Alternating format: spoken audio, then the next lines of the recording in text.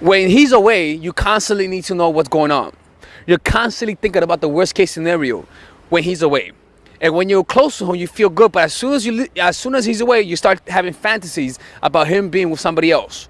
Even though that might be true, even though he may have a history, the point is that when he's away, your mind goes crazy. You need to know where he is. You're fantasizing. Maybe he's talking to that bitch. Like, you're consistently creating negative scenarios. That in and of itself is a sign that you're cleaning girlfriend. In and of itself. Because you consistently need to know where he is. So how do you deal with that?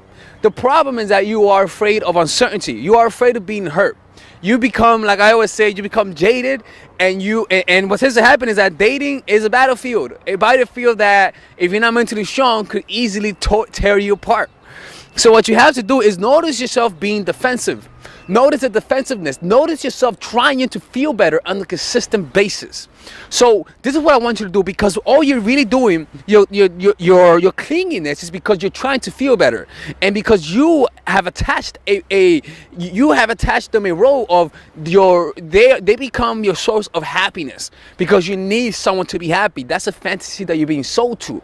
So what you have to do then is begin to notice, ask yourself on a consistent basis, whenever you feel needy, whenever you feel like texting him because you need to find out what he's doing, where he's at, or you constantly need validation and compliments from him because he's away from you and you need to know that he loves you. If you feel that, then you always got to be asking yourself, am I trying to feel better? This is the easiest form to let go of these negative emotions. The easiest form to let go of these negative emotions. So whenever you feel clingy, whenever you feel the need to be around him, right? Ask yourself, am I trying to feel better right now? Like right now, ask yourself this. And again, I need to let you guys understand this. So I know I keep talking about this, but it's important, because self-awareness is the most important trait in a person. Ask yourself, am I trying to feel better right now? In the midst of uncertainty, always ask yourself, am I trying to feel better right now? Ask yourself that right now. Am I trying to feel better? And notice what happens. Just go inside yourself and see right now if you're trying to feel better. Look for any tension. Look for any emotion that's discomforting. Look for any desire to understand. Look for any discomfort of not knowing. Just look for it right now with your conscious awareness.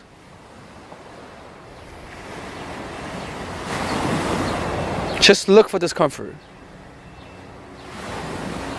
And if you do notice that you're trying to feel better, ask yourself right now, what would happen if I stopped trying to feel better for just 10 seconds? And try it right now. Stop trying to feel better for 10 seconds. Stop the effort of trying to feel better just for 10 seconds.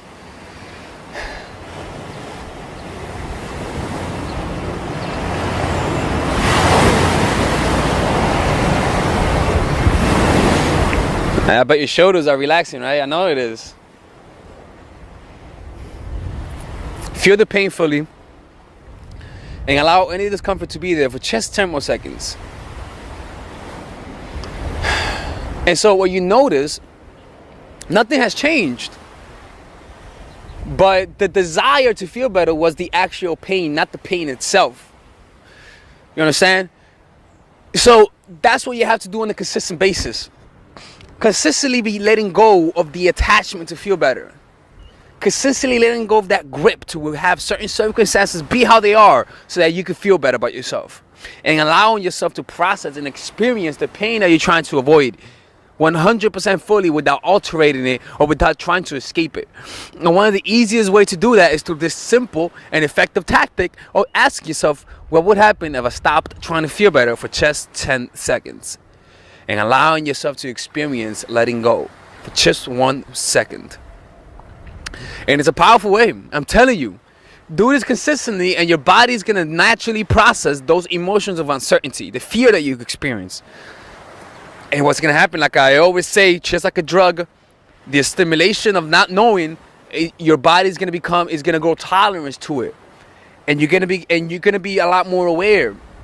And you notice how the microphone, when I just became aware of the emotion of wanting to feel better and I allowed myself to feel better, you notice how it went from noticing my voice to noticing the environment, right? You notice that, right? That's what happens when you stop trying to feel better. You lose focus of that emotion and suddenly your awareness expands. it was contracted because of the importance you were placing on that emotion. But now, because you allowed yourself to stop trying to feel better, your awareness went from this to this, and you became aware of your environment. And that's how you begin to live life. You can't live life if you're holding on. You can't live life if you're continually trying to feel better on a consistent basis. Because from there on is where you begin to act needy. You begin to act psychotic, like a psycho. So yeah, that's how it's done. I hope this makes sense. Anyways, it's Alex from mindfultraction.org.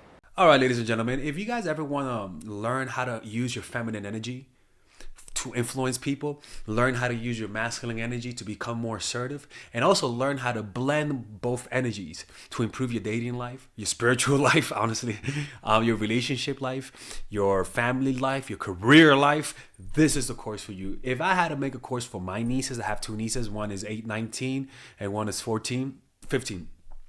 16. Holy shit. Oh my God, he's a bad fucking uncle. He's a bad uncle. Get him. Shut up, Melissa. You should get this course, right? And this is the course that I will make for them. So, for example, watch the curriculum, right? In the first week, we're going to be showing you how to establish a strong masculine foundation without letting it hurt your feminine energy. This masculine foundation is a source of who you are, right? It's your bodyguard. Without this, whatever feminine energy you create will be destroyed by the outside, because your masculine is your shield. So we'll talk about goal setting. We'll talk about how to develop a serious attitude. We're going to be talking about how to use more logic, how to use more goal-oriented behavior. It's more how to be a man. Now the next one is how to embrace the feminine energy, right? This one will teach you about how to minimize excessive masculine traits, developing self-awareness, healing abundant feminine energy, regulating your emotion, mastering voice qualities and facial expressions, surrendering control, and allowing pain to be felt. This is honestly, this will supercharge, like Kaioken, your masculine energy. After that, we have femininity in the workplace, and how to be feminine in the workplace without letting people take advantage of you, and the nuances of how women on power should behave versus women who are subordinates in the workplace, and even the dress code. This is based on psychology, people. It's kind of insane. I'm actually excited about this one. The next week, we talk about navigating the labyrinth of male and female friendship, and this a lot of women find confusing, so we talk about that. And how to identify envious friends, how to identify the good friends, how to keep male friends, and how to keep female friends. Week 5, we talk about how to release the burden of the past and stop and destroy mental projections. This is actually really powerful. And then week 6, we talk about how to increase your observational power so that you could read people better. And we have a bunch of bonuses. The course starts at $99, and you guys can pre-order the course today at $69 before it goes out. If you're watching this, most likely I'm in the meditation retreat, so I will be praying for all of you guys.